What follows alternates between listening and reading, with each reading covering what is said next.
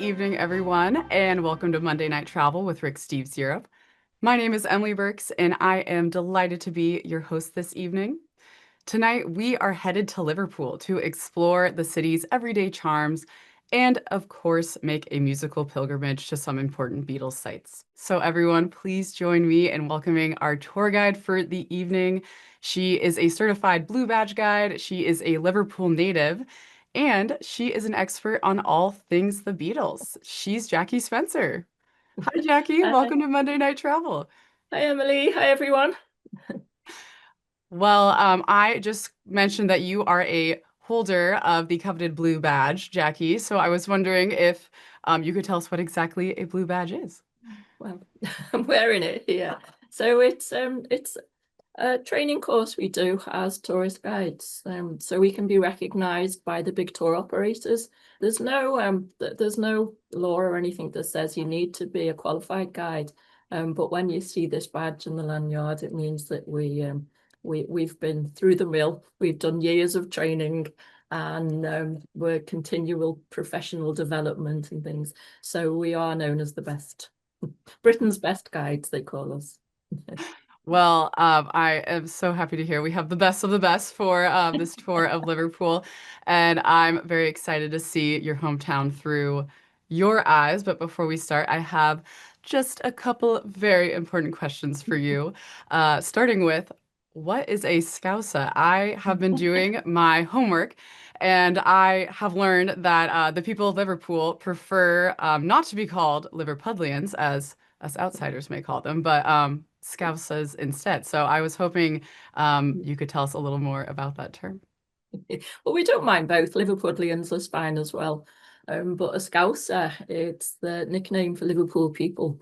And it comes from a stew that we used to eat or still eat. It's actually really popular. I'm not a fan of scouse, but it's just a meat and vegetable stew that the sailors, mostly from Norway, introduced. Theirs was called lapskaus. And so it was basically whatever you had in the cupboard, you'd boil to within an inch of its life in a pan, whatever meat you had. And if you couldn't afford meat, it was called blind scouse, which is what the vegetarians have now, myself included. And then you'd add some pickled red cabbage or beetroot. So it's based on the dish, but the dialect is known as Scouse. So we're Scousers. The dialect is Scouse. And I hope that you can all understand me. Thank you, Jackie, for clearing that up. And I have just one more question for you before we get started. And I am just super curious about your love story with the Beatles and how you ended up becoming a Beatles guide. I'm sure that there's an element of hometown pride, but I get the sense that your passion kind of goes beyond that of just your 9 to 5 work. And so tell us about your origin story with the Beatles. Well, I can't remember not knowing the Beatles in my life. And so I was born in 1961. And so the Beatles were always there. Now, the day mum and dad got married, they had a wedding reception in a place called the Aintree Institute. And just by coincidence, the Beatles were playing upstairs. And so, they've just always been part of my life.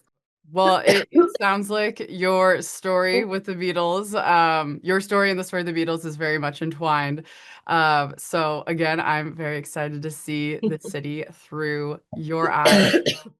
Whenever you're ready, take it away. Okie dokie. So this is the wonderful waterfront of Liverpool. How gorgeous is it? So this is what you see. This view is actually taken from the Mersey Ferry just a week or so ago. And I'm going to show you lots of slides with different weathers because we get a lot of weather in Liverpool. But there you've got patches of blue sky and a bit of everything else. But the buildings you see, and a few in the centre, that's the Liver building, the Cunard building, and the Port of Liverpool building. You also have the museum here, the Museum of Liverpool, and Albert Dock a bit further along.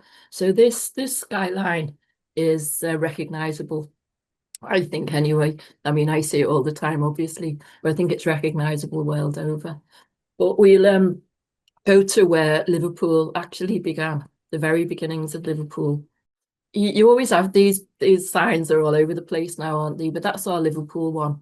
And the Liverpool sign, it changes through the seasons. And so that particular one was for the Lunar New Year. So it features the dragon. And so you see different themes through the year. But this actual spot is the spot of the Pool of Liverpool. So let's go way, way back to the beginnings. And we're talking about the year 1207, when King John, who's the bad guy in Robin Hood, usually, he sends his warships up to the north, looking for somewhere to settle so he could go off and invade Ireland. So coming off our river was a natural pool. So this water feature, that represents the natural pool of Liverpool, the Liverpool. And so the stone wall behind that represents the original dock. So we started off as a port, and we have a big problem with our River Mersey. The river's 2 miles wide at its widest point, but it's a beautiful river, but it has a tidal rise of 30 feet. So it rises and falls 30 feet twice a day. And so the ships would all run aground. So they decided it would be a better idea to build a wall around the natural pool. So that was the world's first enclosed commercial wet dock. So we've got a lot of firsts in Liverpool. We're a very innovative city. So they built a wall around the dock, and that sandstone wall there, that represents the wall of the pool. You can go down into the old dock now, which is wonderful. So that was the 1700s. And that dock became really busy. That filled up. So they built another one and then another and another. And we ended up with 7.5 miles of docklands in our city. And so we became the second port in the British Empire. So that's the beginnings and then how we started to grow. So the next image is the Albert Dock. So where the sign is, it's around here by the Hilton Hotel and a district called Liverpool One. So just across the road, you've got more of the historic docks. And so Albert Dock was built in the 1840s and built because a little bit of petty pilfering went on down at the docks. And so the dockers used to unload all the goods. The carters would take everything into the city centre warehouses. And I'm going to blame the cobbled streets because an awful lot fell off the back of those carts. So they decided it was a better idea to build the dock warehouses directly on the quayside. And the Albert Dock is one of the, again, first examples of this. Nowadays within Albert Dock, show you another view of it now. No, something fell. So this is another view of Albert Dock. And nowadays it's absolutely wonderful. It's full of bars, restaurants, shops. You can see a big Ferris wheel in the background there. And right next to it, you've got the big arena, the music arena. Paul McCartney's played there a few times, and I know he's playing tonight, and so we would have had a bigger audience. But there's a lot of people off watching Paul McCartney tonight over in the States. But it was the transformation of Albert Dock in the 1980s. So we're talking 1984. That was the kickstart that transformed Liverpool into a tourist city. There were problems, there were social problems, social unrest in Liverpool, and the government decided they needed to support the city and renovating Albert Dock. It kind of went into disrepair, and by the 1980s, it was just a derelict mess. And then they renovated that, and that started us as a big tourist city. That's when things started to change. So within Albert Dock, you've got the Maritime Museum, which is undergoing a refurb now. You've got the Tate Gallery, you've got the Beatles Story Museum. Now, I'll talk a bit more about them later. But where you see the narrow boats there now, where these are holiday lets, you can stay on board. Back then, it would have just been ships from all over the world unloading their cargo. So what have we got next? There you go. So Liverpool then became a really big emigrant port. So there's lots of people over in the States and worldwide who their families would have set sail from Liverpool, and Cunard Line had their spiritual home here. So again, this was just last week. This is a picture of the Queen Mary 2 in the Mersey. And we named the Cunard, the newest Cunard ship, the Queen Anne. They you know when you launch a ship and you smash a bottle of champagne on it and it's usually some royalty or something. Well, they surprised us when they launched the latest Cunard ship and said that it was the people of Liverpool were to launch it. So we just gave it a big cheer and it went on its way. Um, so the Cunard building is one of the beautiful ones down at the waterfront. So 9 million people sailed from Liverpool to go and start a new life in the New World. So that could be any of your ancestors. So that's one thing you can do. You can look up your ancestry in our city. So that's one of the many cruise ships, and this is a gorgeous picture. Now, those four blokes in the front, I'll come to them a little bit later, of course, but that's our Fab Four, and we'll talk more about that statue. But the building in the middle of these three is the Cunard building. So that's where you'd check in for your Cunard liners back in the day. Nowadays, it's all mixed office buildings and things, but the Cunard building features the British Music Experience, which is a museum that tells you about the music of the UK. So not just the Beatles, it's like Queen and David Bowie and Kate Bush, and it's a really interesting museum. It's also used in lots of filming. So Liverpool has become a bit of a film capital of well, like the Hollywood of the UK at the moment. And so those three buildings, the Liver building, the Cunard building, and the Port of Liverpool building, they're always being used. So we've got one of the DC Comics films being done at the moment. It's called Clayface. It's one of the Batman movies. So we've had all yellow taxis, and it looked like Liverpool was Gotham City for a while, which is kind of cool. The middle building, the Cunard building, Taylor Swift filmed a video there for a song called I Can See You. The Batman filmed at the Liver building, and lovely film. There's a great film about the kind of about the Beatles, but not. It's called Yesterday, about the guy who gets knocked off his bike, and when he comes out of a coma, he's the only one who remembers the Beatles. Well, the Cunard building was used in that one. So the building with the clock face here, that's the most iconic. That's the Liver building, and that clock face is the largest in Britain. And so that's something we've got over London and all that. And the two birds, so there's one either side there. The two birds are called the Liver birds, and they're the symbol of our city. So King John, when he founded Liverpool, he gave us a charter and a seal, like the wax seal for the letters. And the seal was an eagle, but we lost the eagle. Nobody had ever seen an eagle flying up and down the River Mersey, so a local craftsman replaced it, and we ended up with birds that kind of represent cormorants, the birds that dive in for fish in the Mersey all the time. And so there's two birds, Bella and Bertie, and the legend has it that Bella looks into down the river to make sure the sailors arrive home safely, and Bertie looks into the city centre to make sure those pubs don't close too early. We're all about the nightlife in Liverpool. So that's our three waterfront buildings and our Fab Four. So I told you I'd show you a lot of weather. You don't get beautiful rainbows like that without all the rain that we get as well. Should we go on? And there's one of our attractions. So things you can do when you come to Liverpool, things you really must do, is take a ferry across the Mersey. And so that particular ferry is called the Royal Iris, and it's the namesake of an older ship that is languishing in a dock in London now, just half destroyed. But the Royal Iris used to sail, or this one still does, but the original one used to sail up and down the River Mersey and do these things that they called fish and chip cruises.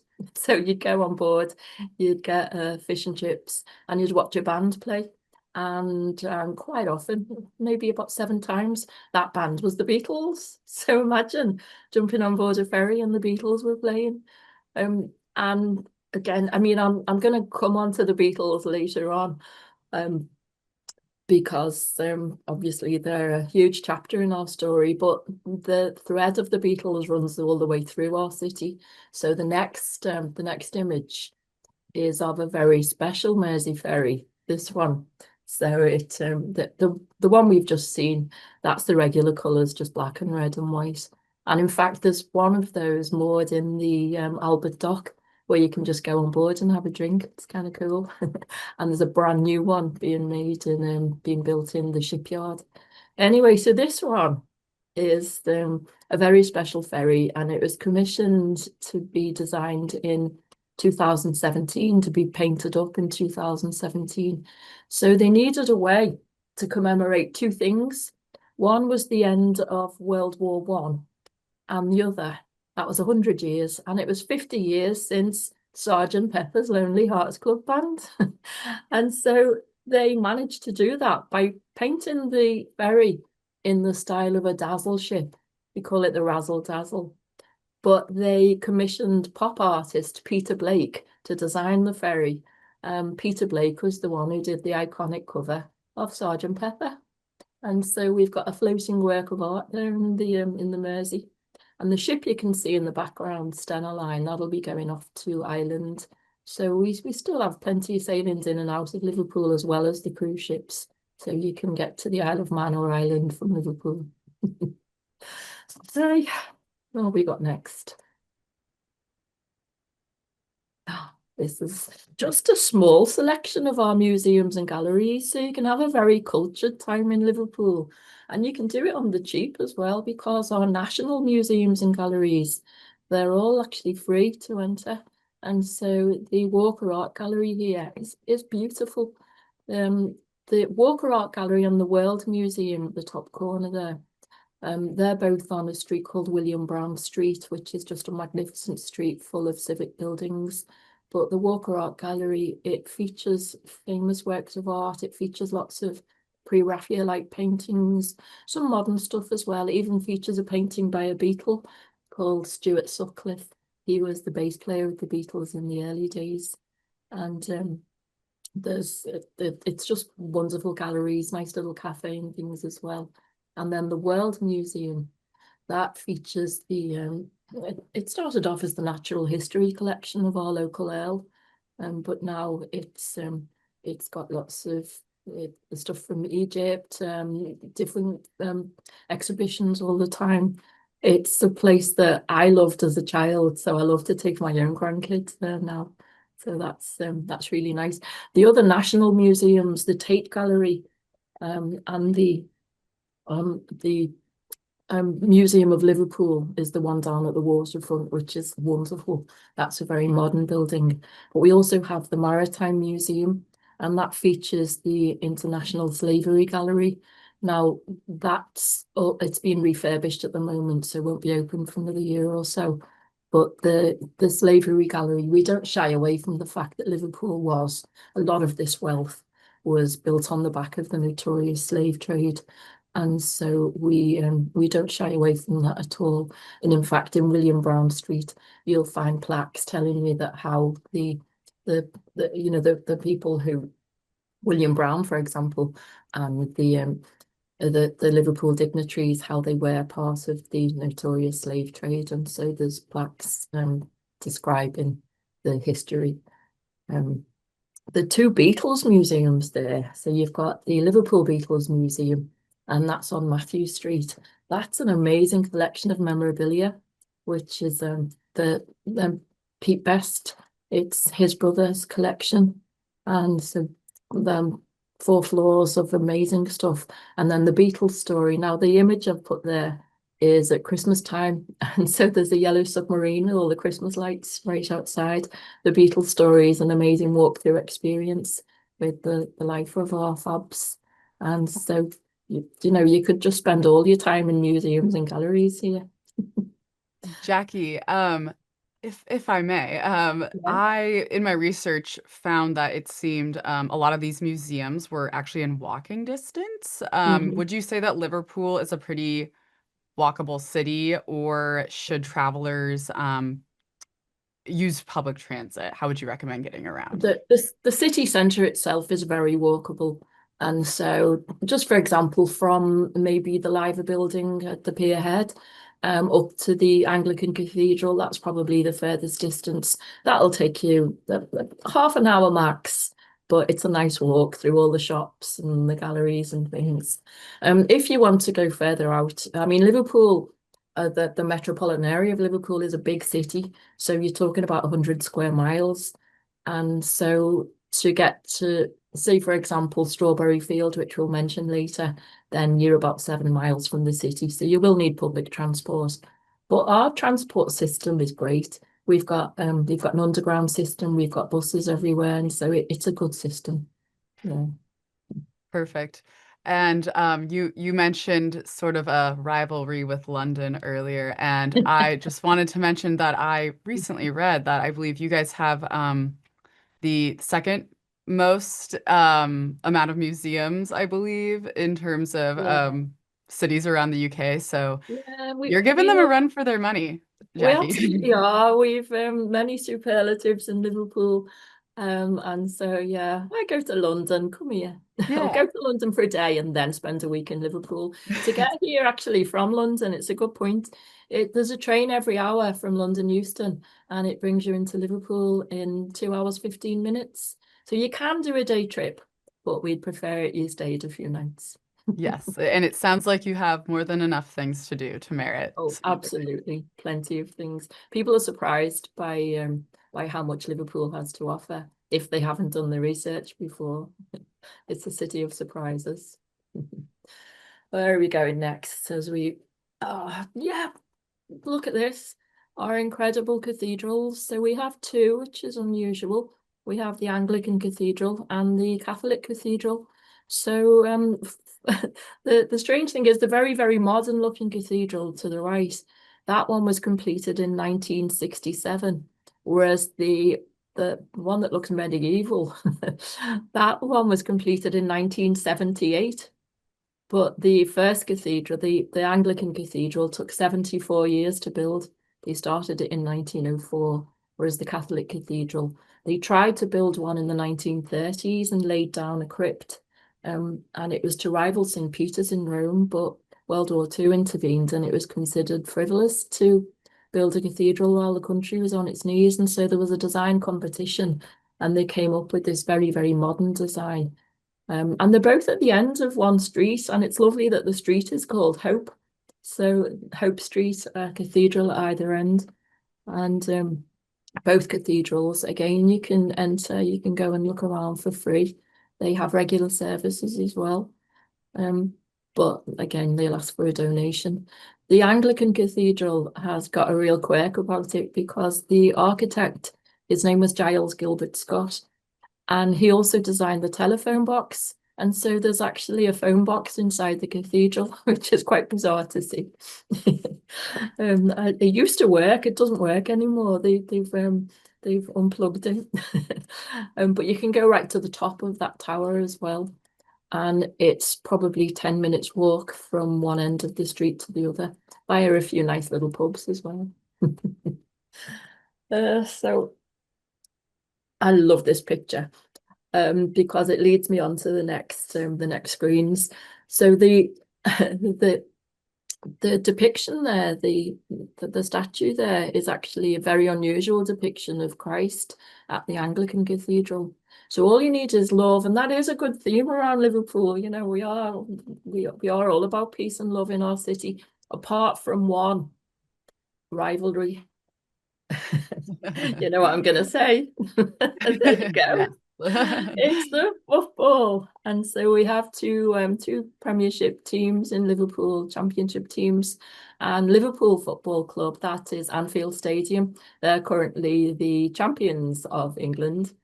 And the stadium is, and the stadium's centuries is old.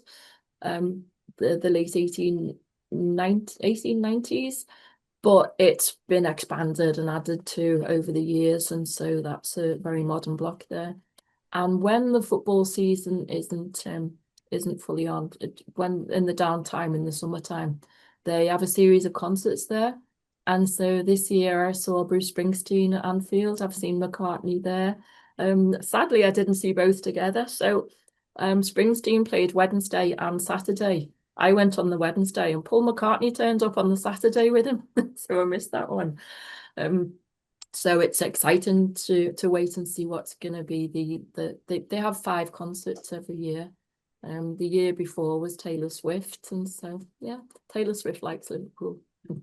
And Jackie, Yeah, going back to FC Liverpool for just a moment.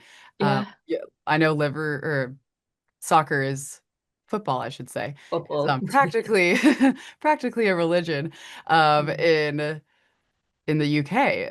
Is it possible for travelers to get tickets if they want to attend a game, or is it just too competitive? The demand It, is just too high. it's very, very difficult. I hate to say it, you'd probably get tickets for an Everton game. But I'll come on to that in a sec. It's difficult, but there's lots of supporters clubs in the US now. And so there's groups I work with who bring the supporters over and they get the tickets. And so it comes as a package. So there are ways to do it. But usually you need to be in the know, you need to know somebody. Mhm. So it's not easy is the answer. If it's like an international game or something, you might be a bit easier.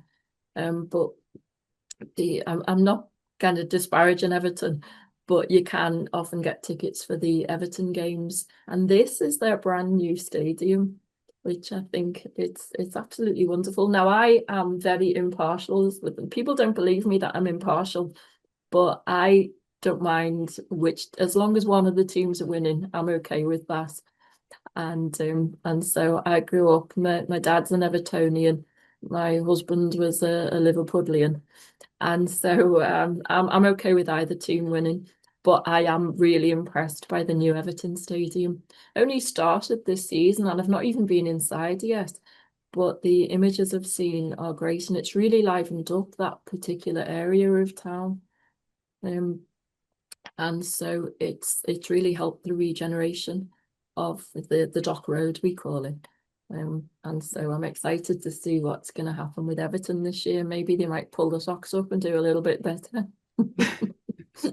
And Jackie, you just mentioned the regeneration of Liverpool, and since you've lived there all your life, I just wanted to ask, Liverpool has been through a lot in Yeah, recent history, from World War II to economic decline in the 70s and 80s. And as you mentioned, it's now having this cultural renaissance. What has that been like to witness over the course of your life? it's been wonderful. I mean, I've lived through some terrible times in Liverpool, and to see Liverpool kind of pull its socks up. We're an optimistic people, and we no matter what, we still know there's something good coming. And from 1984, when the regeneration of Albert Dock started, and we got this wonderful garden festival down on the waterfront. To see it blossom from then on is amazing. I mean, when I was growing up, we still had bomb sites all over the place, and there's still evidence of World War II because we were a prime target during the Second World War. There is a museum as well called Western Approaches where you can go and you can see where they planned the Battle of the Atlantic. Um, but in the year 2008, so the 1984 regeneration, that kind of kick-started the fact that we were we put ourselves in to be the European City of Culture and we won. And so we were City of Culture for 2008 when we were still part of the European Union. And lots of investors came in. They built this amazing the shopping centre called Liverpool One and just went from strength to strength, really. Um, but sometimes I've been a tourist guide for 30 years now, since 1995. And sometimes I like it when it was our little secret for Beatles fans and football fans, because now we're a huge tourist city. The city is um is just full of visitors all the time, all super happy, and it's great. But sometimes I yearn for the quieter times when there weren't queues at Penny Lane and Strawberry Fields and things. But, That's definitely understandable. mm, Um, Well, we have seen a lot of very urban, historic, and cultural sites so far. And Jackie, I'm wondering if you have any recommendations on where you might go if you wanted to escape the hustle and bustle. So we have absolutely loads of beautiful green areas and lovely parks. And that's something that surprises people. I don't know if anybody's ever counted the number of trees in Liverpool, but there are millions.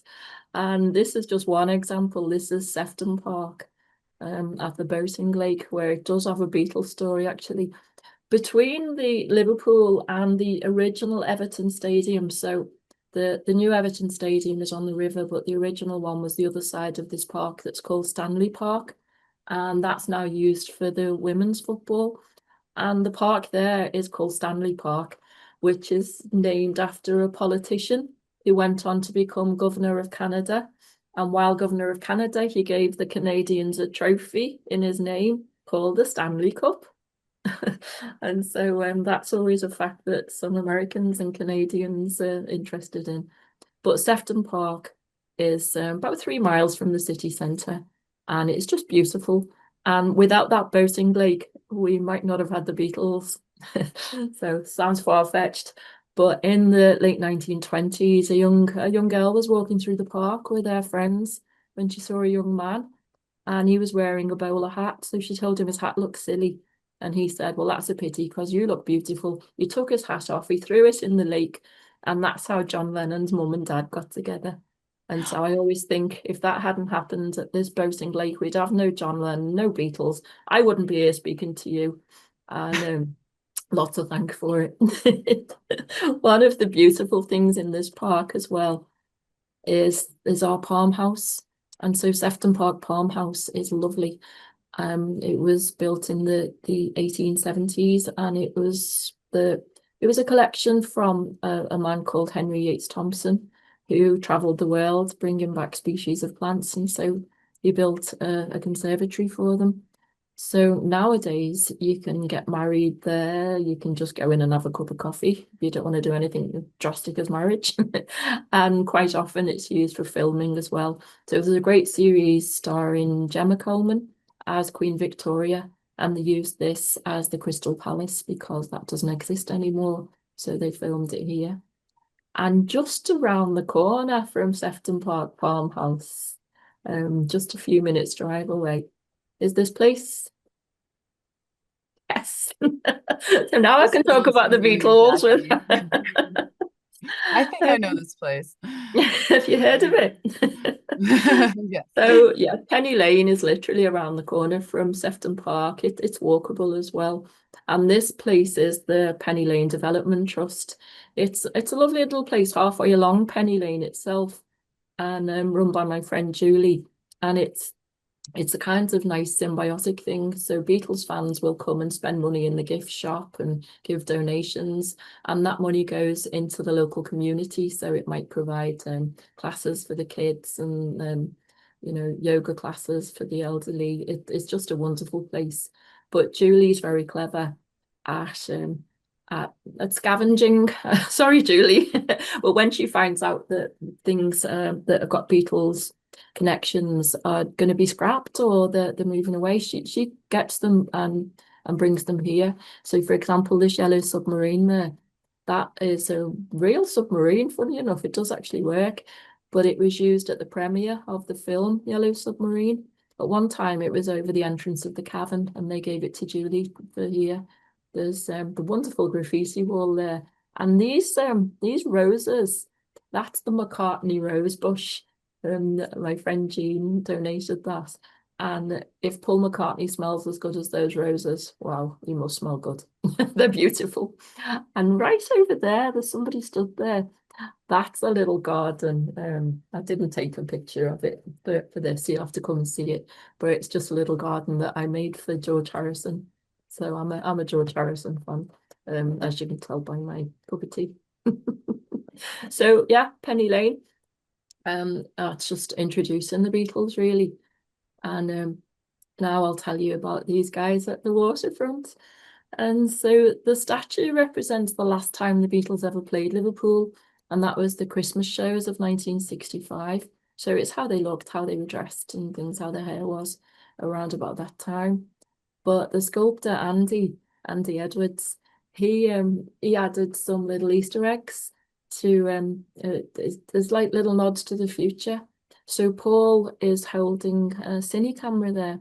He took the cine camera everywhere with him, and it's quite timely now because the Disney Channel are going to be re-showing the Beatles anthology series. Now that came out in 95, 96, and that was when I was brought in to be a tourist guide because they needed more Beatles guides because they knew there'd be a resurgence in Beatles interest. And now, 30 years later, it's coming back on again. I think there's going to be huge interest in the Beatles over the next couple of years because they've also got the biopics for each of the Beatles coming out, starring people like Paul Mescal and Barry Keoghan and Harris Dickinson. And so there's going to be another resurgence in Beatles interest, I suppose. For George, on the back of his belt, so you have to go around the back of the statue, it's got Indian writing. It's a thing called the Gayatri Mantra, because George was the one who was most invested in Indian culture, introducing Indian instruments to the music. That's after they went to meet this guy called the Maharishi in Rishikesh. Ringo, you so his foot here. If you shove your phone in selfie mode underneath the shoe, where the shoe size would be, it says L8. Now that's because he came from the district of Liverpool 8, but also because he launched the City of Culture year in 2008. And then for John Lennon, in his hand here, he's holding two little acorns, and those acorns are real. They were dipped in bronze. They're from Central Park, New York, and they represent a peace campaign. So John and Yoko sent acorns to world leaders, hoping that world peace would grow along with the oak trees. So nice idea. We need another batch, I think, pretty quickly. So that statue is right on the waterfront.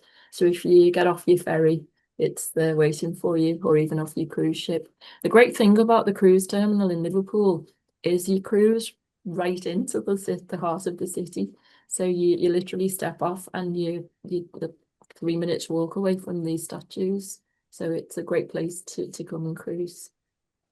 Uh, so these are the houses of the Beatles. And so first off, we've got John Lennon's, and that was the home he shared with his Auntie Mimi. This one. So hang on. We've got Paul McCartney's.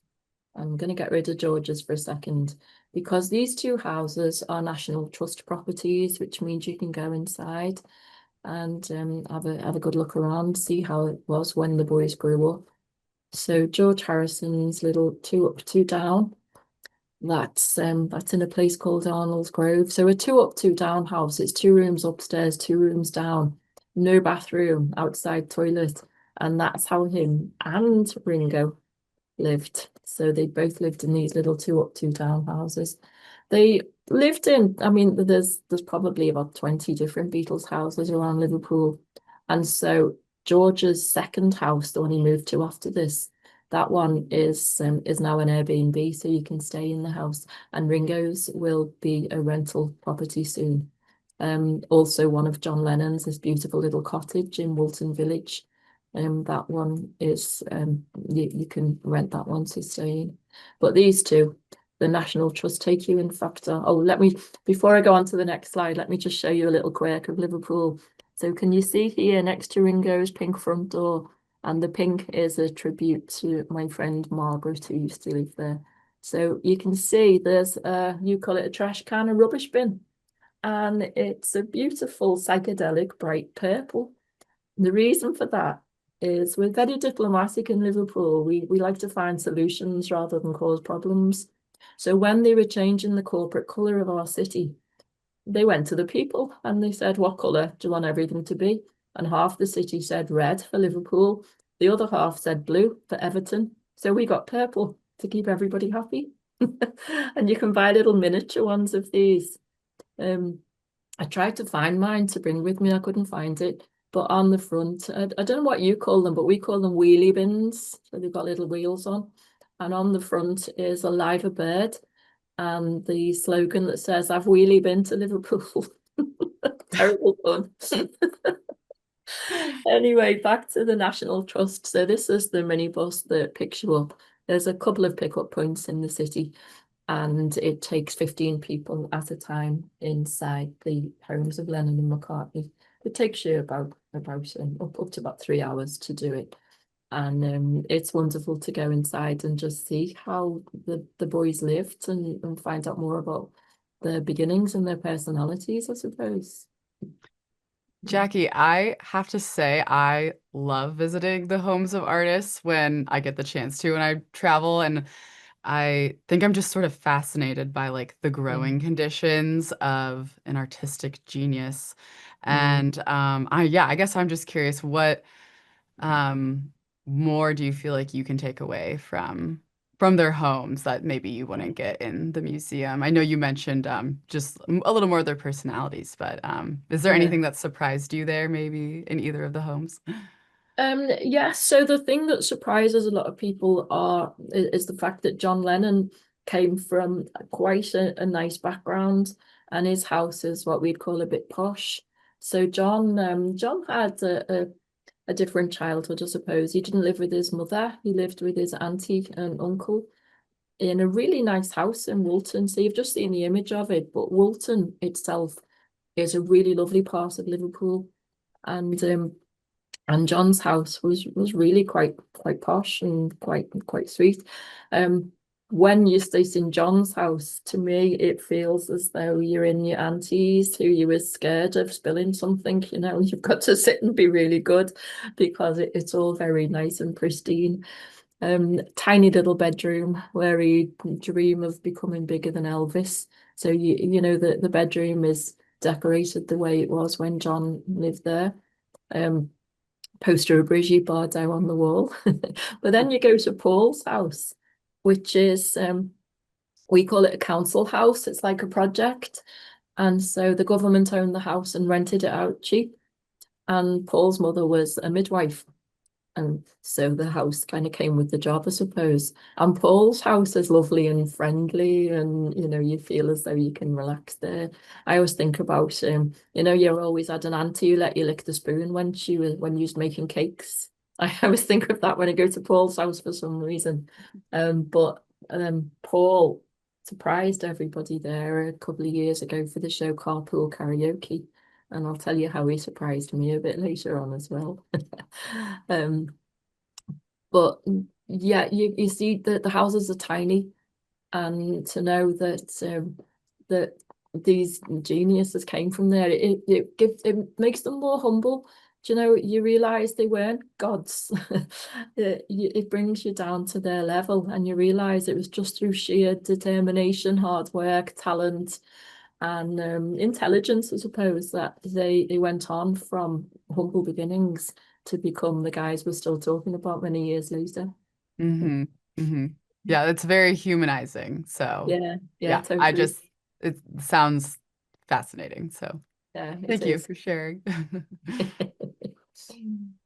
Forgotten what I've got next. I've got to engrossed in this. Oh, that's the top end of Penny Lane, and that's one way you can do a tour of Liverpool, the Magical Mystery Tour bus. So that's a very happy accident of a picture, really.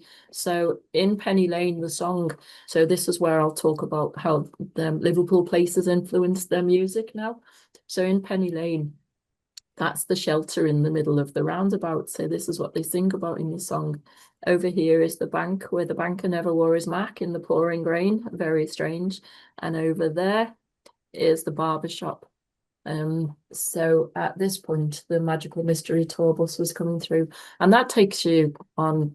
There's a couple of buses that go 4 or 5 times a day, always incredibly busy, and huge mixture of people on board, every nationality, really, every age group. And I started working on that. I was a guide on the mystery tour at the beginnings of my career. Um, and that statue, of course, is John Lennon on the corner.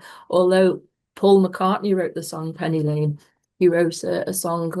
He was feeling homesick for Liverpool, so instead of writing about the ferries and the cathedrals, he just wrote about everyday life, and this was it. His bus route to school would be across the top of Penny Lane, the 86 bus, when he drive together with George Harrison and they practiced their music. So once again, it takes you back down to the grassroots of these ordinary lads from ordinary lives who just went on to become something incredible. So when Paul McCartney wrote Penny Lane, at the same time, John Lennon wrote Strawberry Field.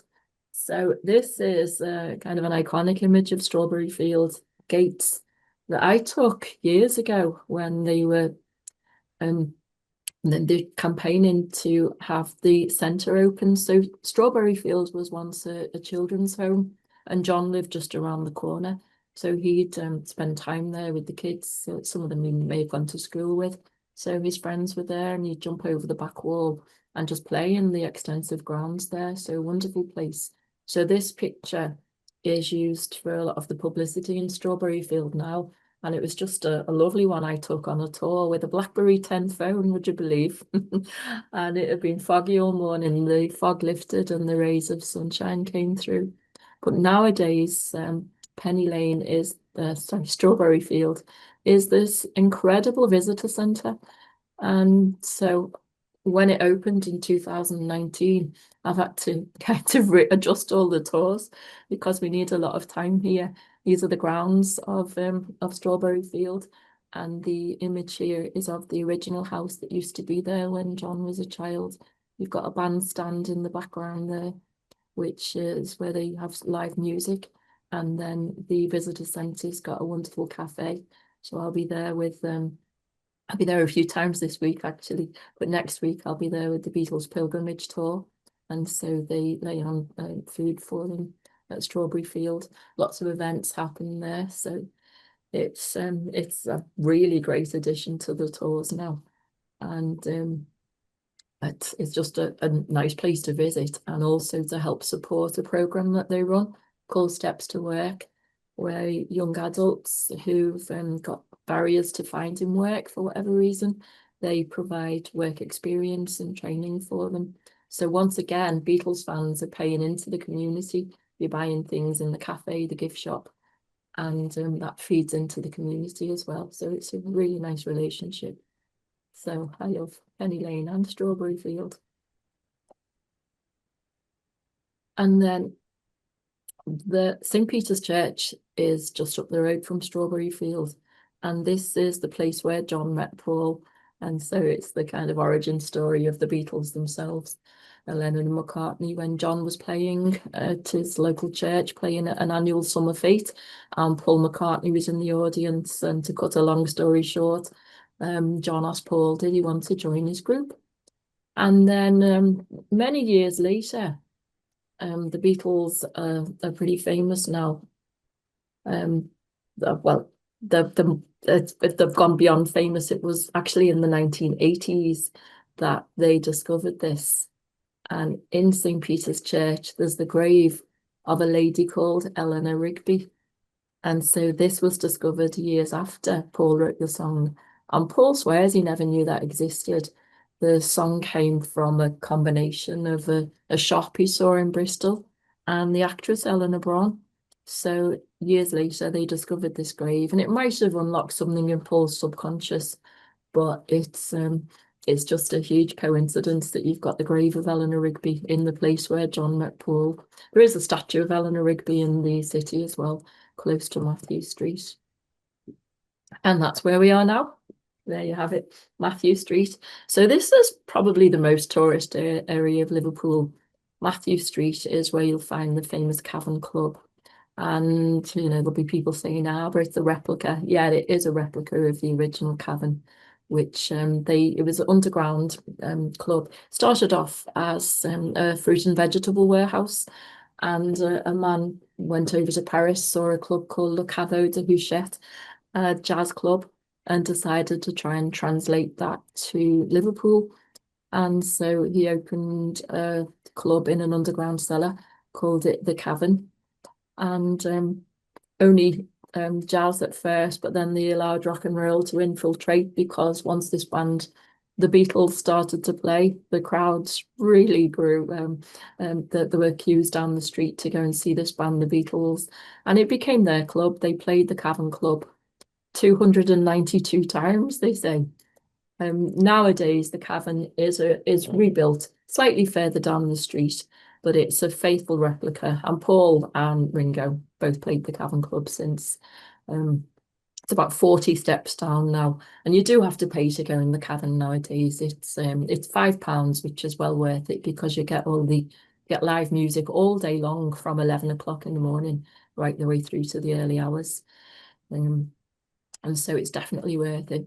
So I've got a little video I wanted to show, and this I'm going to give you a disclaimer here. When you go to Matthew Street on a Friday and a Saturday, it's full of beautiful young things, all partying, hen parties, stag parties, but it's not the easiest time to film. And so the film we're going to show you now, it's just a short one, just to capture the ambience of Matthew Street. So this was on a Wednesday tea time. So it was around, I'm going to say around about 6 o'clock on a Wednesday. So it's not as lively as it would be. Still got some people milling around, but it's starting to get dark in the UK early on now. And so the Cavern Pub is on the left-hand side of the street. You'll see down the street, you've got lots of souvenir shops. You've got the Cavern Restaurant. You've got a club called Eric's, where lots of the punk bands of the 17 and 80s played. So the likes of the Ramones and Blondie and local homegrown bands like Echo and the Bunnymen. And then the Cavern Club is just here.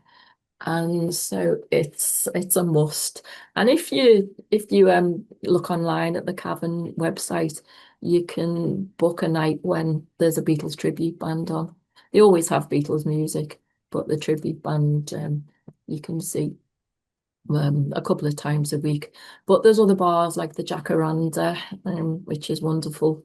You can go up to the Philharmonic where Paul did the surprise gig for carpool karaoke. You Crack is a great pub as well, real old-fashioned one that John Lennon used to hang out in. And then out in the suburbs, there's also not a club anymore, but there's a place called the Casbah Coffee Club, and that is now somewhere you can go and take a tour. You can even stay at the Casbah as well. And so lots of these places they played or frequented are part of a really nice little ale trail you can do. You can start in one pub and just make your way up. There's another one in Matthew Street called the Grapes where they used to drink. So you can do a nice little pub crawl of Beatle places, which is kind of cool. So that's your Cavern Club. And then I just want to tell you about my best moment ever in 30 years as a tourist guide was when I was finishing a private tour. They might even be watching, the people who were with me. So I was just winding up a Beatle tour, and every tour is different, but this particular one we finished at the Beatles statue, and there was a bit of a fuss. This big car pulled up, and the next minute James Corden got out. What's going on here? And then Paul McCartney got out and walked over and posed for these photographs. So I'm actually stood there with these four people, and we see tribute bands in Liverpool all the time. So there's Paul McCartney lookalikes everywhere, you know. So I thought, oh, can't be the real one, but it was. And so these photographs I took, and my only regret was that I couldn't make my brain wouldn't tell me. I was in a bit of a state of shock and it wouldn't tell me how to turn it around to selfie mode. So I could have just gone like this and Paul McCartney would have been there by the statues, and it didn't. So I'm not in any of these photographs. But it was really cool that he turned up and really surprised us. And then I tweeted, I never use Twitter usually. I tweeted that, and then everybody knew where he was and they started following him all around the city. Ending up at the Philharmonic pub. He went inside his house as well.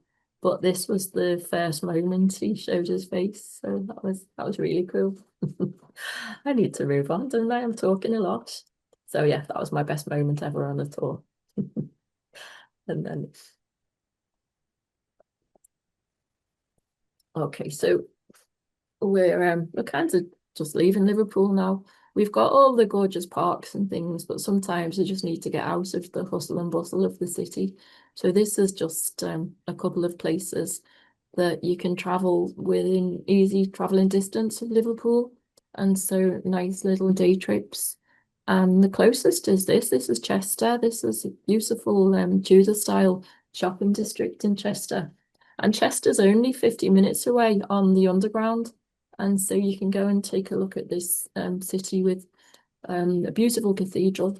and lots of Roman links. So there's a Roman amphitheatre and all sorts, and it's only 50 minutes away from Liverpool. And a few Beatles connections as well. So I've got a Beatles walking tour of Chester that I do sometimes. And it's not as full on as the Liverpool stuff, of course, but there are a few places where they played in Chester and a lovely race course and things as well. That's something I didn't talk about with the football clubs. We also have an amazing race course at a place called Aintree, where a big race called the Grand National takes place every year. So that's Chester. And then another favourite spot, oh, probably one of my top favourites, but I'm going to say that about them all. I love everywhere. This is Haworth, and it's about an hour and a half's drive from Liverpool. And so the Bronte sisters, I think they were the rock and roll stars of their day, really, the equivalent anyway. And so the Bronte Parsonage Museum is where the Bronte sisters grew up, but the village itself is beautiful. And we drive across the Yorkshire moors to get there, so we can go and have a really nice trip out to the countryside and see the all of the Bronte places, the Yorkshire moors, the wild and windy moors, as Kate Bush sang about. That's a big favourite of mine, and I was there just a couple of weeks ago. And then you can go sailing on Lake Windermere as well. So the Lake District, about 2 hours drive up to Windermere.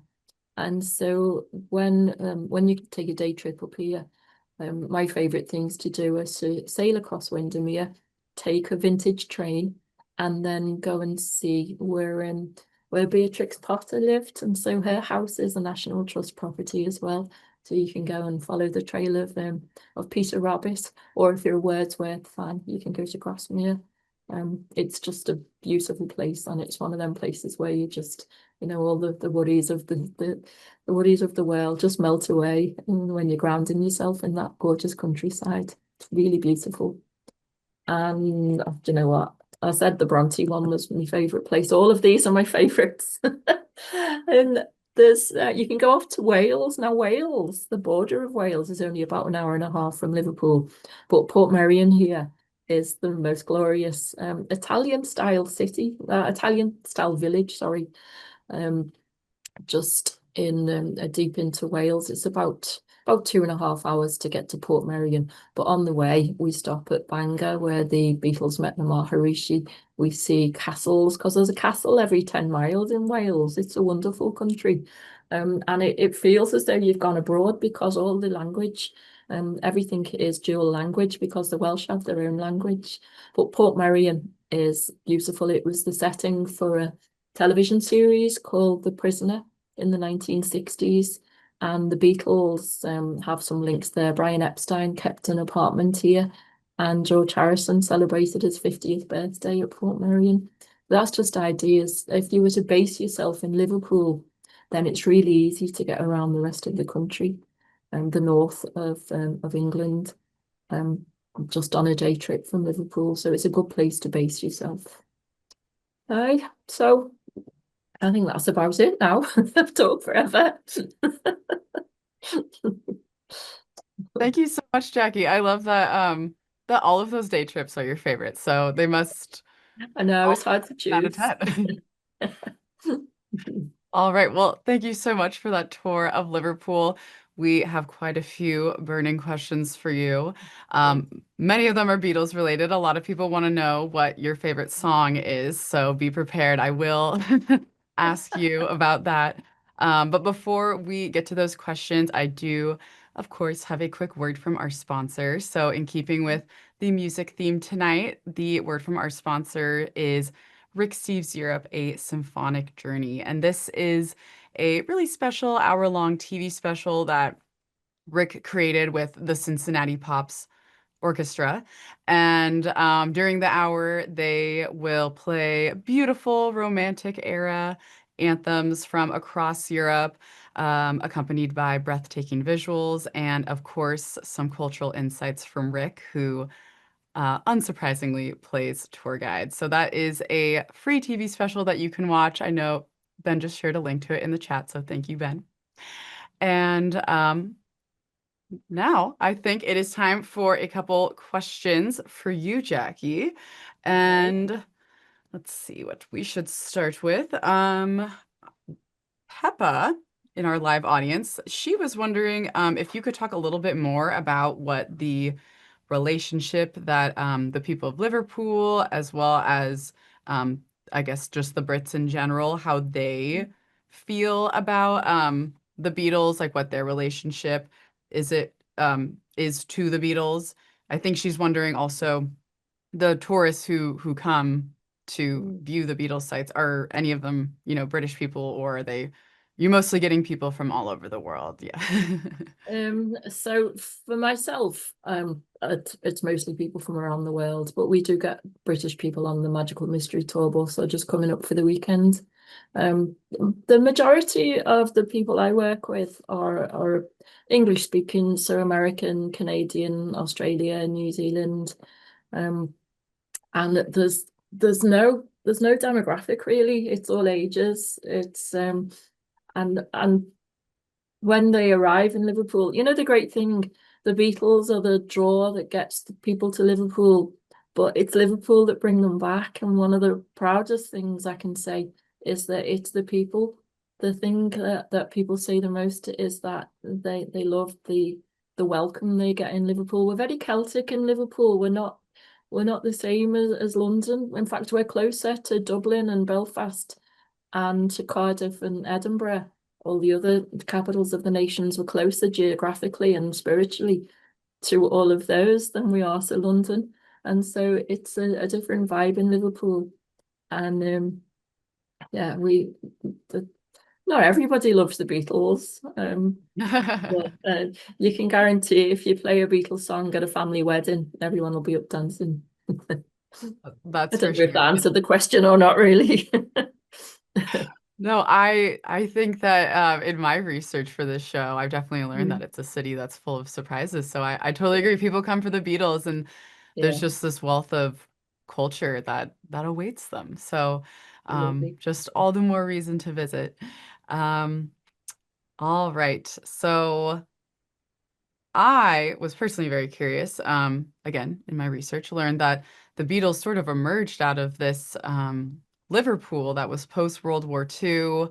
Um, it, a lot of it was sort of the bombed out shell of the former city. And so I am curious if you have any theories as to how the Fab Four sort of blossomed from this, what was Yeah, probably kind of a dark time. yeah. I just think I mentioned it before, there's a real optimism about Liverpool. And these lads didn't have money. They couldn't just go out and buy all the instruments they wanted. So when they start off, they're a skiffle band and they use like a wooden box with a piece of string as a bass. And somebody's usually got a banjo lying around and they have a washboard to make the percussion sound. So these lads just made something out of nothing really. And they weren't used to having all the wealth and the riches. I mean, when the Beatles grew up, you had ration books. You couldn't even go and buy a bar of chocolates in the shops until much later. And so they just made do with what they had, used those talents and moved on. But there's something that kind of war related, which is quite significant as well. So they grew up with the spectre of national service hanging over their heads. And so they thought they'd have to go and do 2 years in the army. Um, but they scrapped the national service just as they got to the age. And so they were the first real teenagers. And so they were given a lot more freedom than the generations before them. And and so life was just a lot brighter, I suppose.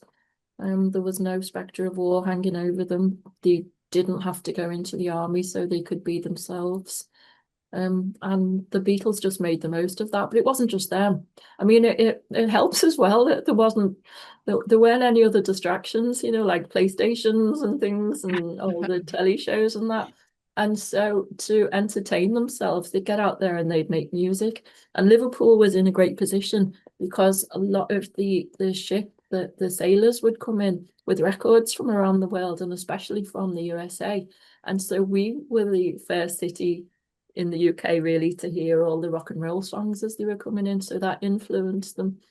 Um, so it was a huge combination of things, but I think the fact that they didn't do the national service and that they that they wanted, they had massive ambition, but they didn't need all the wealth to go with it. They made use of what they had, if that makes sense. Hmm.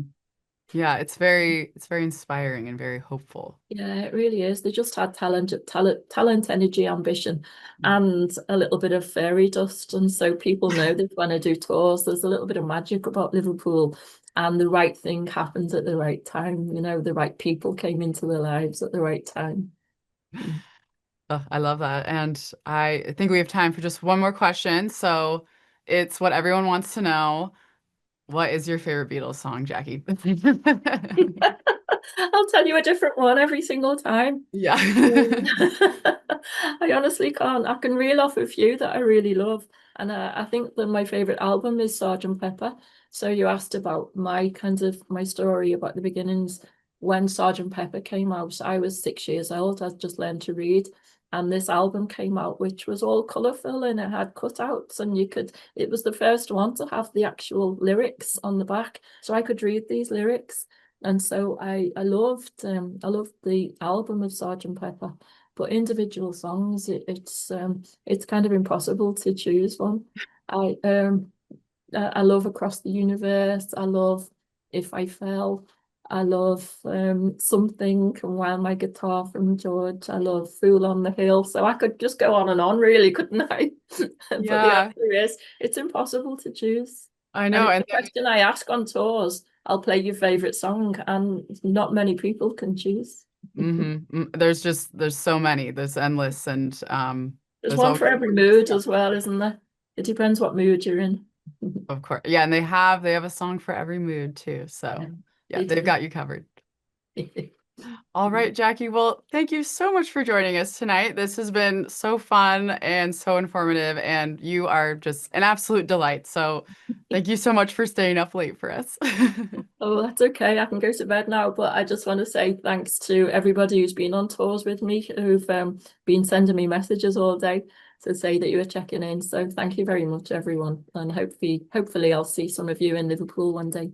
Yes. And hopefully I will see you in Liverpool one I day. hope so. You've convinced me I've got to go. So Yeah, I'll be I'll waiting. be emailing you again soon.